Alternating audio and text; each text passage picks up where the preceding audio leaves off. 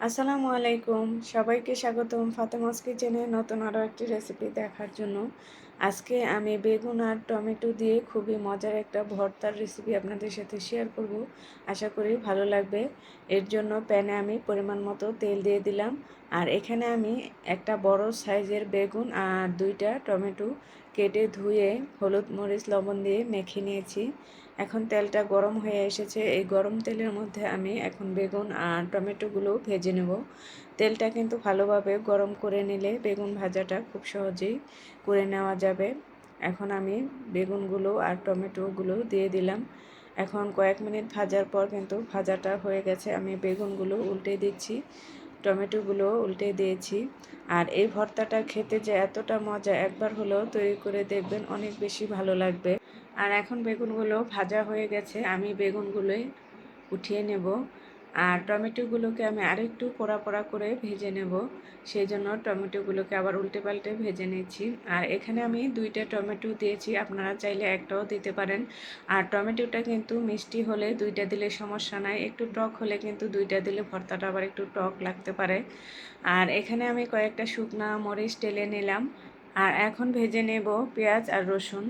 যে কোনো ভর্তা তৈরি করতে পেঁয়াজ রসুনটা কিন্তু একটু ভেজে নিলে ভালো হয়, কারণ ভর্তাটা অনেক সময় ভালো থাকে। এখানে আমি বড় সাইজের একটা পেঁয়াজ আর 3 কোয়া রসুন ভেজে নিয়েছি। এখন আমার রসুন পেঁয়াজ ভাজা শেষ। এখন চলে আসলাম আমি ভর্তাটা তৈরি করার জন্য। আর এভাবে বেগুন টমেটো দিয়ে এই ভর্তাটা তৈরি করে যাকে একবার খাওয়াবেন সে কিন্তু আবারও খাওয়ার অনুরোধ করবে। আর এখন আমার পেঁয়াজ রসুনটা মেশানো হয়ে গেছে। এখন এখানে আমি মরিচ নিয়ে নিচ্ছি। শুকনো মরিচটা যে ভেজে নিয়েছি, এখানে আমি 3 পিস মরিচ আর পরিমাণ মতো লবণ দিয়ে এখন মরিচটাকে আমি একটু ডলে নেব। আর মরিচটা ডলার সময় একটু লবণ দিয়ে মরিচটা ডলে নিলে কিন্তু মরিচটা খুব সুন্দরভাবে ডলে নেওয়া যায়। আর এদিকে আমার পেঁয়াজ মরিচ মাখানো হয়ে গেছে। এখন আমি বেগুন আর টমেটোর উপরে যে খোসাটা আছে সেই খোসাগুলো ছাড়িয়ে আমি ভর্তাটা তৈরি করব, তাহলে কিন্তু খেতে আরও ভীষণ ভালো লাগে। আর দেখতে দেখতে কিন্তু কুরবানির ঈদ চলে আসছে। আর এই কুরবানির ঈদে কিন্তু প্রচুর পরিমাণে মাংস খাওয়া হয়।